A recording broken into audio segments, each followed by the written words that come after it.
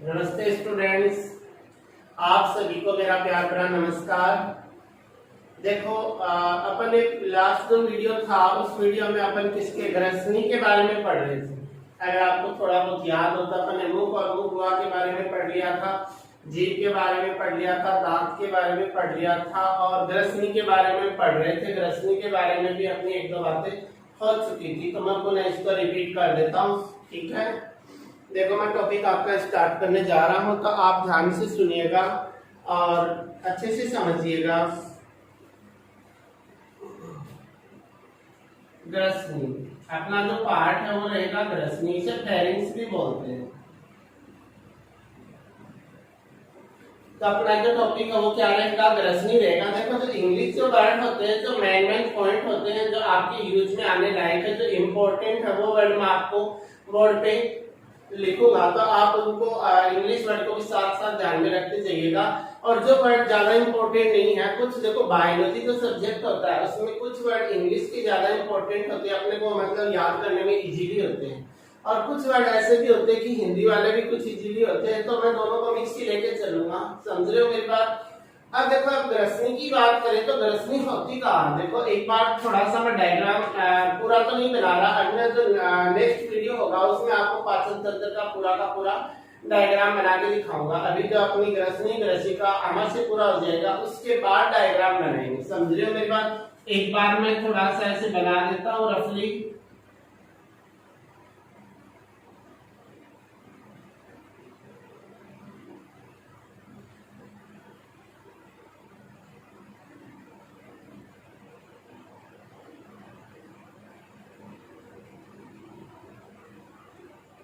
ये इस प्रकार है, देखो ये वाला तो इस प्रकार से अगर अपन इसकी स्ट्रक्चर बनाए,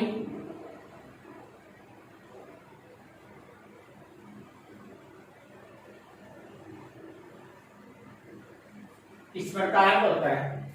ये वाला पार्ट तो होता है मुख, ये अंदर वाला पार्ट होता है मुख गुहा, और ये जो पार्ट होता है इसे बोलते हैं ग्रसनी। और इसी भाग में एक नलिका यहां से और भी खुलती है,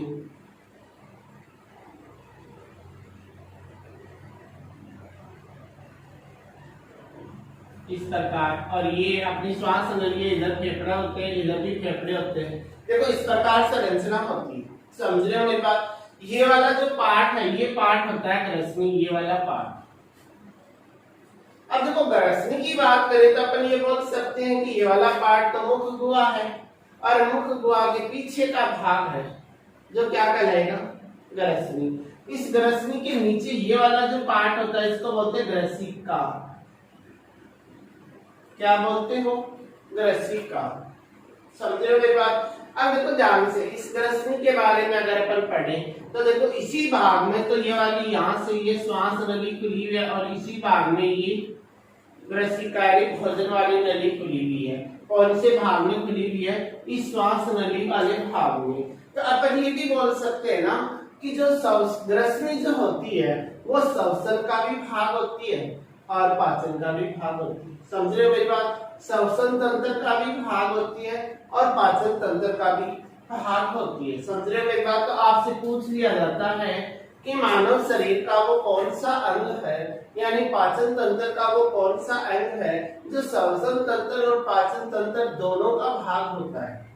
तो कौन सा पार्ट होता है, जो ग्रसनी वाला पार्ट होता है वही श्वसन तंत्र और पाचन तंत्र दोनों का भाग होता है, क्योंकि इसी भाग में तो श्वास नली खुलती है और इसी भाग में भोजन वाली नली खुलती है, समझ रहे हो ना मेरी बात। अब देखो आगे की बात करें तो श्वास नली जो खुल रही है यहाँ पर, ये जो श्वास नली इस प्रकार खुली हुई है ऐसे,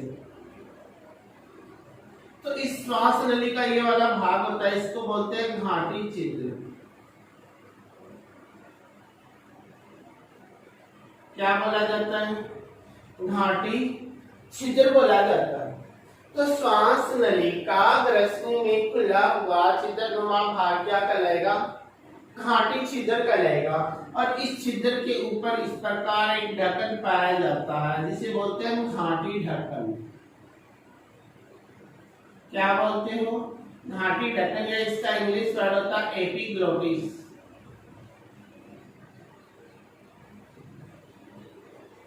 तो पूछ लिया जाता है कि घाटी छिद्र के ऊपर पाए जाने वाले ढक्कन को क्या बोला जाता है? घाटी ढक्कन बोला जाता है, एपिग्लोटिस बोला जाता है।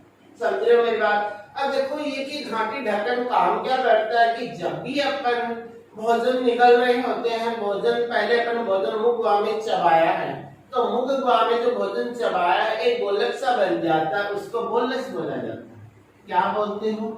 बोलस। ये वाला पॉइंट मैंने आपको बताना भूल गया था, अभी बता देता हूँ कि देखो मुख गुहा के अंदर ऐसे मुंह में जो भोजन लिया उसको अच्छे से चबा लिया, लार वगैरह उसमें मिक्स हो गई, तो उस भोजन को अपन क्या कहेंगे? बोलस बोला जाता है। क्या बोला जाता है? बोलस। तो आपसे पूछ लिया जाए कि मुख गुहा में भोजन को क्या कहा जाता है, तो आप क्या कहोगे? बोलस कहा जाता है। क्या कहा जाता है? बोलस कहा जाता है। समझ रहे हो मेरी बात? अब देखो घाटी ढक्कन क्या करता है कि जैसे इस बोलस को अपन इस प्रकार घटकते हैं, अंदर की ओर निकल रहे होते हैं, तो उस समय क्या होता है? कुछ श्वसन की क्रिया भी चलती रहती है। ऐसा तो है भी कि अपन ऐसा करें कि अभी तो मैं खाना खा रहा हूँ, एक बार श्वसन को क्या कर देता हूँ? बंद कर देता हूँ। खाना खाने के बाद श्वसन को क्या करूँ? चालू करते हो क्या? ऐसा नहीं ना, साथ साथ खाना खा रहे होते हो, श्वसन की क्रिया भी साथ साथ चल रही होती है। समझ रहे हो मेरी बात?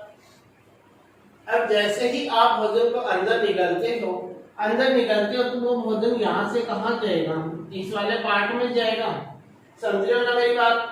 तो उस समय जब भोजन यहाँ से इधर आ रहा होता है, तो उस समय ये घाटी ढक्कन क्या करता है? इस घाटी छिद्र को इस प्रकार से ऐसे क्या कर लेता है? बंद कर लेता है। इस प्रकार ऐसे ये घाटी ढक्कन इस पे ऐसे लगा हुआ है, जैसे ही निकलेंगे तो इस प्रकार ये क्या कर लेगा? इसको बंद कर लेगा। बंद कर लेगा तो घाटी ढक्कन इस छिद्र को बंद कर देगा, तो भोजन श्वास नली में एंटर नहीं करेगा। वो कहाँ जाएगा? भोजन वाली नली में ही चला जाएगा। तो इसका मतलब है ये घाटी ढक्कन क्या काम करता है कि जब अपन भोजन निकाल रहे होते हैं तो घाटी छिद्र को क्या करता है? बंद करता है, ताकि भोजन श्वास नली में ना जाकर कहाँ जाए? भोजन नली में जाए, यानी ग्रसिका में जाए।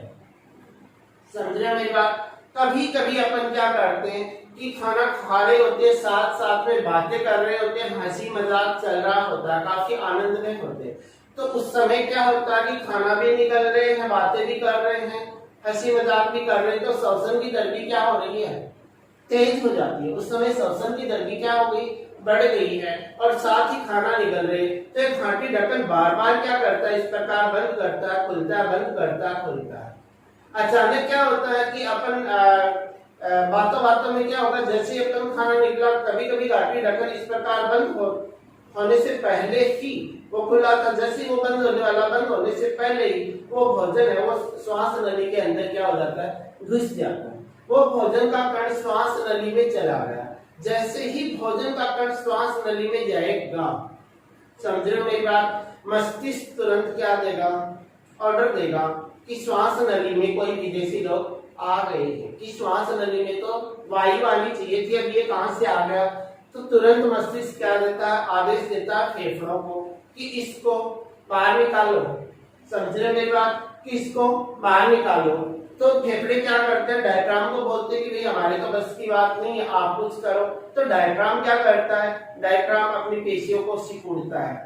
डायफ्राम अपनी पेशियों को सिकुड़ता है, फैलाता है, सिकुड़ता है, फैलाता है। तो डायफ्राम इस प्रकार से बार बार क्या करेगा? पंपिंग करेगा, बार बार सिकुड़ेगा, फैलेगा। तो फेफड़ों को भी बार बार फैलने सिकुड़ने के लिए क्या मिलेगी? जगह मिलेगी। तो फेफड़े भी बार बार क्या करेंगे? सिकुड़ेंगे, फैलेंगे। तो जिससे श्वास नली पे क्या पड़ेगा? दाब पड़ेगा, और उस प्रेशर के कारण वो जो भोजन का कण है, अपने को देखो खांसी सी आ रही होती है, जब अपने अल्सून बोलते हैं ना, जो अल्सून चली जाए तो ऐसे खांस रहे होते हैं जोर से, तो एक प्रेशर लगता है अंदर से, और उस प्रेशर से वो भोजन का जो कण था वो उछल के कहाँ जाता है? बाहर आ जाएगा। जब वो भोजन का कण बाहर आ गया तो ठीक है। समझ रहे हो मेरी बात? छोटे आकार का था। कभी कभी क्या हो कि भोजन का अगर बहुत बड़ा कण श्वास नली में चला जाए, और ये क्रिया करने के बाद भी वो बाहर नहीं आ रहा, अच्छे से फंस गया, तो आपका श्वास क्या हो जाएगा? बंद हो जाएगा। कि श्वास नली में भोजन चला गया, अब श्वास नली बिल्कुल क्या हो चुकी है? बंद हो चुकी है। अब श्वास नली बंद हो चुकी है, भोजन बाहर आने का नाम नहीं ले रहा है, तो आपका क्या होगा, अंदर ही अंदर श्वास नहीं जाएगा तो दम घुटने लग जाएगा, अपना क्या होगा, दम घुटने लग जाएगा। दम घुटने लग जाएगा और व्यक्ति की क्या हो सकती है, मृत्यु भी हो सकती है। समझ रहे हो मेरी बात? इसीलिए आपको बोला जाता है, सलाह दी जाती है कि खाना खाते समय बातचीत नहीं करनी चाहिए, हंसी मजाक नहीं करनी चाहिए। क्यों?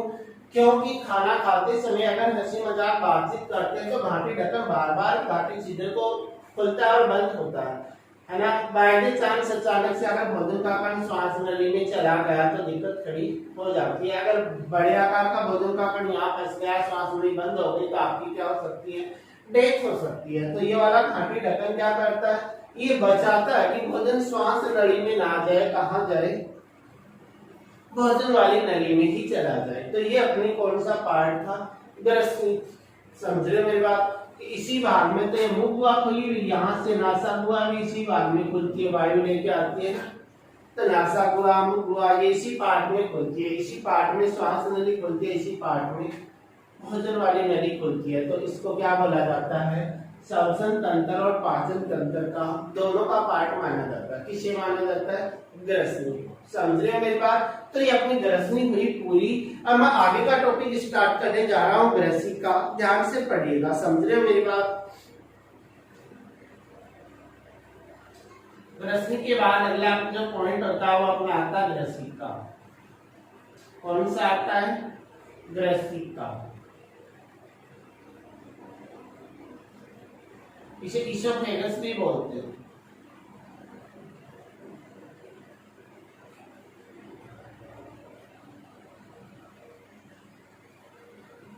ग्रसिका या इसोफेगस, समझ रहे हो ना मेरी बात की, ग्रसिका। अब देखो ग्रसिका की बात करें तो इसकी जो लंबाई की बात करें तो ये लगभग कितनी लंबी होती है, ये लगभग 25 सेंटीमीटर मानी जाती है। इसकी लंबाई कितनी मानी जाती है, 25 सेंटीमीटर। अब एग्जैक्ट वैल्यू नहीं है ये कि आप बोलो कि सबकी 25 सेंटीमीटर है, क्या नहीं। अगर छोटा बच्चा है उसमें आकार छोटा हो सकता है, व्यक्ति बड़ा हो गया है, वयस्क हो गया है, या फिर हर व्यक्ति में इसकी साइज बराबर नहीं है, किसी में 21 हो सकती है, किसी में 26 हो सकती है ना। तो एवरेज लगभग वैल्यू मानी जाती है। देखो जो मानव के जो पाचन तंत्र वगैरह के जो पार्ट होते हैं उनकी जो लेंथ होती है उनकी एग्जैक्ट वैल्यू नहीं होती है। अपन सीधा सा कर दे कि नाम 10 से 12, जरूरी है क्या 10 से 12 ही, जरूरी है क्या, नहीं ना। मतलब अलग अलग प्राणियों की अलग अलग मिलेगी आपको, कि व्यक्तियों में भी बात करें छोटी साइज का है, बड़े साइज का है, तो उनमें भी आकार क्या होता है, इनका छोटा बड़ा होता है। तो अपन लगभग मानते हैं, कितना माना जाता है, 25 सेंटीमीटर। इसका जो लंबाई है वो लगभग कितनी मानी जाती है, 25 सेंटीमीटर। अब ये तो ग्रसिका होती कहाँ है, देखो ये ग्रसिका कहाँ होती है, यहाँ पर अपने कंठ के पास, यहाँ पे जो क्या थी, ग्रसनी थी। अब ग्रसनी से जुड़ी हुई है और यहाँ गर्दन की पूरी लंबाई में फैली हुई है। गर्दन की पूरी लंबाई में आने के बाद इस भाग में आई है, तो इस भाग को बोला जाता है वैक्स भाग। कौन सा भाग बोलते हो, वैक्स गुहा। कौन इस भाग को क्या बोलते हो, वैक्स गुहा। और इस नीचे वाले पार्ट को बोलते हो उदर गुहा। क्या बोला जाता है, उदर गुहा। इस ऊपर वाले पार्ट को वैक्स गुहा और नीचे वाले पार्ट को बोला जाता है उदर गुहा। तो अपन बोल सकते हैं ना कि ग्रसनी से लेकर पूरी गर्दन की लंबाई में वक्ष भाग में फैलती हुई उदर भाग में आमाशय में खुलती है।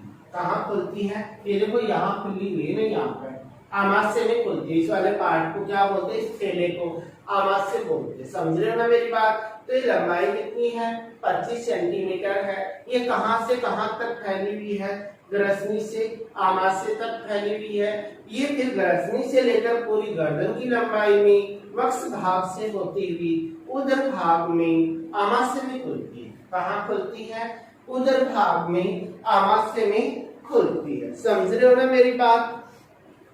तो ये कहाँ खुलती है, आमाशय में खुलती है। समझ गए मेरी बात? अब देखो आगे की बात करें कि जो ग्रसनी होती है ये काम क्या करती है, ये काम इतना ही करती है कि यहाँ ग्रसनी में जो भोजन आया था, यहाँ पर जो भोजन आया था, इस भोजन को ये कहाँ लेके आती है, आमाशय में लाने का काम करती है। कि अगर यहाँ से इसको कट कर दिया जाए, निकाल दिया जाए, तो भोजन आमाशय तक नहीं पहुंच पाएगा। समझ रहे हो ना मेरी बात? तो आप क्या बोलोगे कि ग्रसिका क्या करती है कि भोजन को ग्रसनी से लेकर आमाशय में पहुंचाने का कार्य करती है। इसमें कोई पाचक ग्रंथियां नहीं होती। समझ रहे हो? कोई पचाने का काम भी नहीं करता। अब बात एक और पूछी जाती है कि ग्रसिका में भोजन यहाँ से यहाँ तक कैसे पहुंचता है? तो ग्रसिका में होती है कर्माकुंचन गति।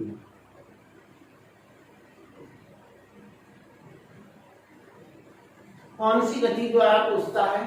कर्मानुकुंचन गति द्वारा पहुंचता है। समझ रहे हो ना मेरी बात? तो आप क्या बोलोगे कि ग्रसिका से भोजन आमाशय में कर्मानुकुंचन गति द्वारा पहुंचता है। समझ गए मेरी बात? अब देखो आगे की बात करें, अगर इस ग्रसिका है, इस ग्रसिका की एक लेयर को अगर यहाँ से कट करके देखा जाए तो इसकी जो संरचना होती है अंदर से 4 लेयर पाई जाती है।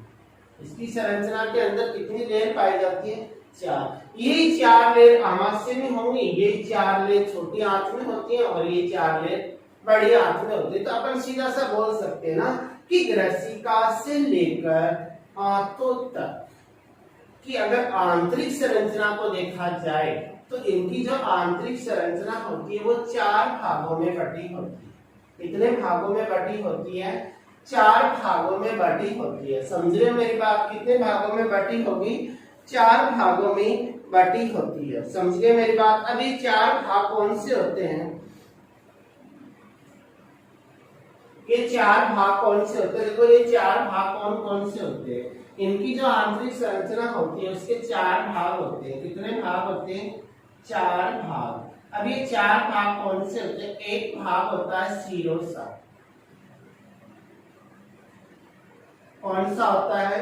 शिरोसा। पहला जो पार्ट होता है सबसे बाहर से देखा जाए तो आपको क्या नजर आता है? शिरोसा नजर आता है। समझ गए मेरी बात? दूसरा जो पार्ट होता है उसको बोलते हैं मस्कुलेरिस। क्या बोलते हैं? मस्कुलेरिस।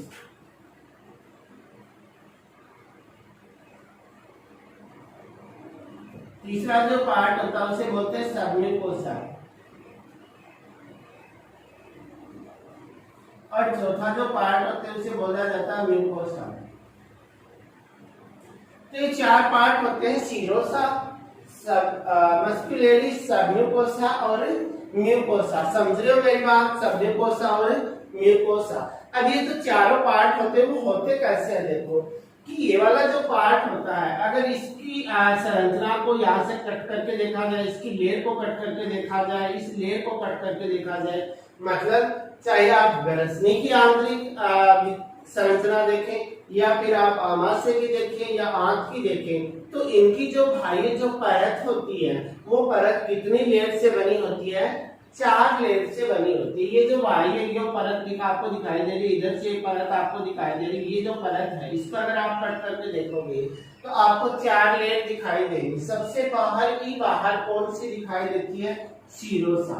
शिरोसा कहाँ होती है? सबसे बाहर होती है। आपसे पूछा जाए कि ग्रसिका पूछ ले, आमाशय पूछ ले, आंतों में पूछ लिया जाए कि सबसे बाह्य लेयर कौन सी होती है? शिरोसा होती है। कौन सी होती है? शिरोसा। अब मस्कुलेरिस होता है वो शिरोसा के अंदर की परत होती है। तो शिरोसा के अंदर की परत मस्कुलेरिस, इनका क्रम यही होता है। इसी क्रम से आप याद करोगे, उल्टा सीधा मत कर देना। सबसे बाहर ये, उसके बाद ये आती है। तो ये शिरोसा के अंदर की परत होती है और ये किससे बनी होती है? ये अनुदैर्ध्य और रेखित पेशियों से बनी होती है। कौन सी पेशियों से बनी हुई है? ये अनुदैर्ध्य और रेखित पेशियों से बनी हुई होती है। तो आपसे पूछ लिया जाता है कि मस्कुलेरिस जो लेयर होती है वो कौन सी पेशियों से बनी होती है? अनुदैर्ध्य और रेखित पेशियों से बनी होती है। अब इसकी बात करें सबम्यूकोसा, ये जो सबम्यूकोसा वाली लेयर होती है इसे अधश्लेष्मिका भी बोलते हैं। क्या बोलते हैं? अधश्लेष्मिका हिंदी में, और इसे बोलते हैं श्लेष्मिका। अब ये सबम्यूकोसा वाला जो पार्ट होता है, ये जो सबम्यूकोसा, इनके देखो इंग्लिश वर्ड होते हैं वो यूज में आते हैं, इसलिए मैंने इनके हिंदी वर्ड नहीं लिखे हैं। बाकी आपको नोट्स की पीडीएफ में हिंदी वर्ड भी मिल जाएंगे। समझ रहे हो मेरी बात? सबम्यूकोसा होता है ये संयोजी ऊतक से बना होता है। कौन से ऊतक से बना होता है? संयोजी उत्तर। अब ये जो सबम्यूकोसा वाला पार्ट होता है, इस भाग में क्या पाई जाती है? तंत्रिकाएं भी पाई जाती है। ये तंत्रिकाएं क्या करती है? जो भी सूचना वो मस्तिष्क के पास पहुंच जाती है। इस भाग में तंत्रिकाएं भी पाई जाती हैं। इस भाग में रुधिर वाहिनियां भी पाई जाती हैं। क्या पाई जाती है? रुधिर वाहिनियां भी पाई जाती हैं। इस भाग में लसिका वाहिनियां भी पाई जाती हैं। देखो इनके बारे में, लसिका वाहिनियां क्या है, रुधिर वाहिनियां क्या है, ब्लड वाला टॉपिक पढ़ेंगे ना, हार्ट वाला, उसमें आएगा ये, समझ रहे हो मेरी बात?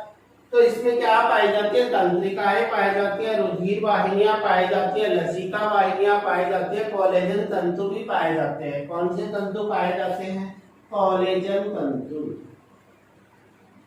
इस भाग में कोलेजन तंतु भी पाए जाते हैं। समझ रहे हो मेरी बात? तो इस भाग में कौन से तंतु पाए जाते हैं? कोलेजन तंतु भी पाए जाते हैं। तो इस वाले पार्ट ये किससे बना होता है? ये संयोजी उत्तक से बना होता है। और इस भाग में क्या पाई जाती है? तंत्रिकाएं होती है, रुधिर वाहिनियां होती है, लसिका वाहिनियां होती है और कोलेजन तंतु भी पाए जाते हैं। अब देखो अंदर का जो सबसे लास्ट पार्ट होता है उसको बोला जाता है म्यूकोसा। क्या बोलते हो? म्यूकोसा। तो जो म्यूकोसा है इसे क्या बोलते हैं? श्लेष्मा स्तर भी बोलते हैं। तो इस भाग में क्या पाए जाते हैं? श्लेष्मा, श्लेष्मिका पेशियां पाई जाती है। और ये क्या करती है? श्लेष्मा का स्त्रावण करती है। और जो श्लेष्मा होता है वो एक चिकना पदार्थ होता है, जिसके कारण इसकी जो अंदर वाली लेयर होती है वो चिकनी बनी रहती है, ताकि भोजन आसानी से चला जाए। अगर खुरदरा होगा तो भोजन अंदर गति करेगा क्या? नहीं, ना कि उस खुरदरे पर मेटक के बीच में रह जाएगा। तो ये चिकना बना रहता है, इसकी वजह से, म्यूकोसा की वजह से। समझ रहे हो? तो अपने ग्रसिका के बारे में क्या पढ़ा? इसे इसोफेगस बोलते हैं। ये लगभग 25 सेंटीमीटर लंबा होता है। ये ग्रसनी से लेकर आमाशय तक फैला हुआ है। ये ग्रसनी से पूरी गर्दन की लंबाई में वक्ष भाग से होता हुआ उदर गुहा में आमाशय में खुलता है। इसमें भोजन कर्माकुंचन गति द्वारा आगे बढ़ता है। अगर इनकी आंतरिक जो बाहर वाली लेयर है, उस लेयर को अगर कट करके देखा जाए तो कितनी लेयर दिखाई देती है? 4। चाहे आपको ग्रसिका की पूछ ले, चाहे आपको आमाशय की पूछ ले, चाहे आपको आंतों की पूछ ले। अब मैं देखो ग्रसिका में ही इनके बारे में बता देता हूँ, बाकी मैं आमाशय में नहीं पढ़ाऊंगा। आपसे पूछ लिया जाए कि आमाशय की आंतरिक भित्ति कितने स्तर से बनी होती है, तो यही होता है, मैं दोबारा से नहीं बताने वाला। समझ रहे हो मेरी बात? क्योंकि यही बात है, बार बार थोड़ी बातें रहोगी। अगर आपसे आंतों के बारे में पूछ लिया जाए तो भी वही बात है, तो क्या बार बार गाओगे इस बात को? नहीं ना।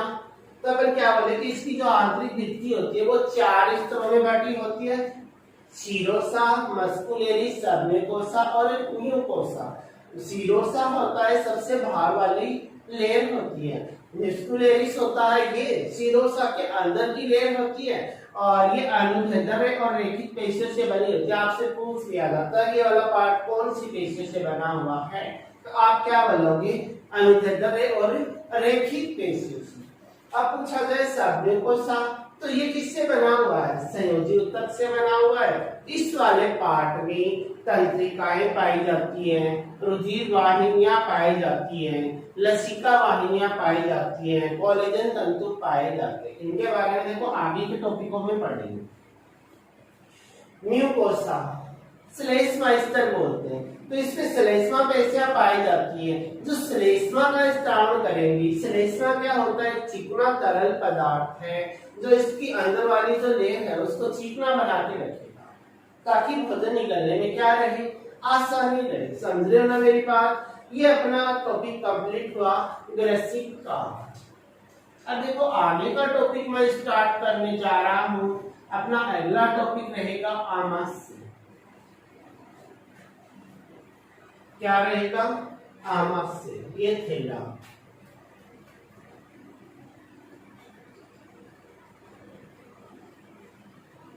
पूरा डायग्राम मैं नहीं बना रहा, एक बार पूरा डायग्राम अपन नेक्स्ट क्लास करेंगे, उस टाइम करेंगे, क्योंकि डायग्राम बनाने में ही आपका आधा पीरियड लग जाता है। ये वाला पार्ट, इस वाले पार्ट को बोला जाता है आमाशय। क्या बोलते हो? आमाशय बोला जाता है। अब ये आमाशय है कहाँ, देखो यहाँ पर बात करें तो यहाँ से ग्रसिका आ रही थी, वो ग्रसिका इस उदर गुहा में जाके आमाशय में खुल रही थी। इसका मतलब आमाशय कहाँ होता है, उदर गुहा।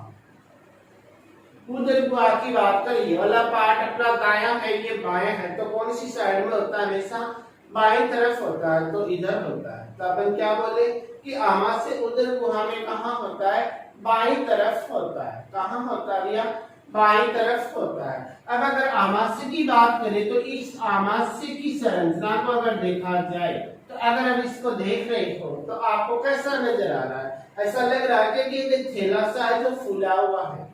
तो इसकी संरचना कैसी होती है, फूले हुए थैले जैसी।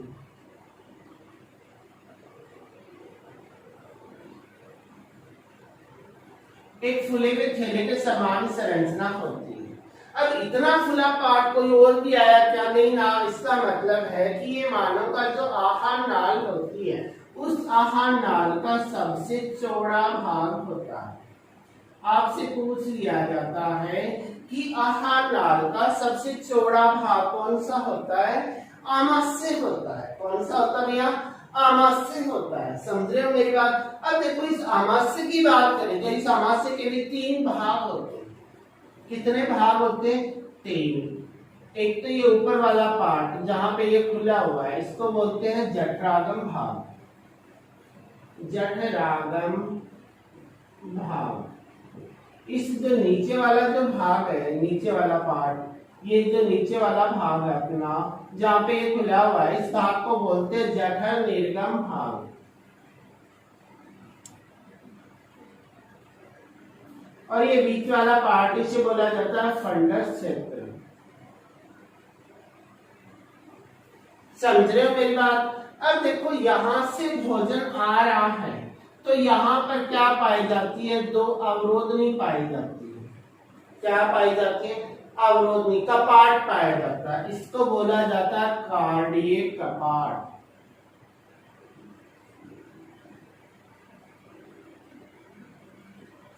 और यहाँ भी क्या पाया जाता है, एक अवरोध पाया जाता है, इसे बोलते हैं पाइलोरी कपाट।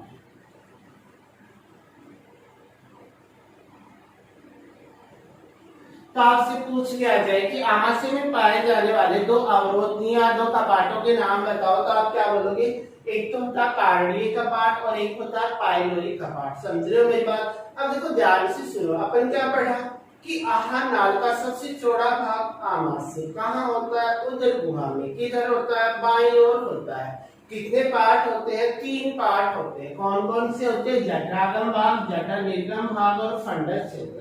सबसे ऊपर का पार्ट कौन सा है, जठरागम भाग। सबसे नीचे का पार्ट कौन सा है, जठर निर्गम भाग। मध्य का पार्ट कौन सा है, फंडस क्षेत्र। समझ रहे हो ना मेरी बात। अब देखो कि ये जठरागम वाला भाग होता है, इसी भाग में ये ग्रसनी खुलती है। कौन खुलती है, ग्रसनी। ग्रसनी थोड़ी खुलती है, ग्रसिका। इसी भाग में ग्रसिका खुलती है। और ग्रसिका लेके आएगी क्या, भोजन। तो भोजन लेके आएगी तो कौन से भाग में लेके आएगी, जठरागम वाले भाग में। तो अपन ऐसे बोल सकते हैं ना कि जठरागम वाला ऊपर का पार्ट है, इस पार्ट में ग्रसिका खुलती है जो भोजन लेके आती है।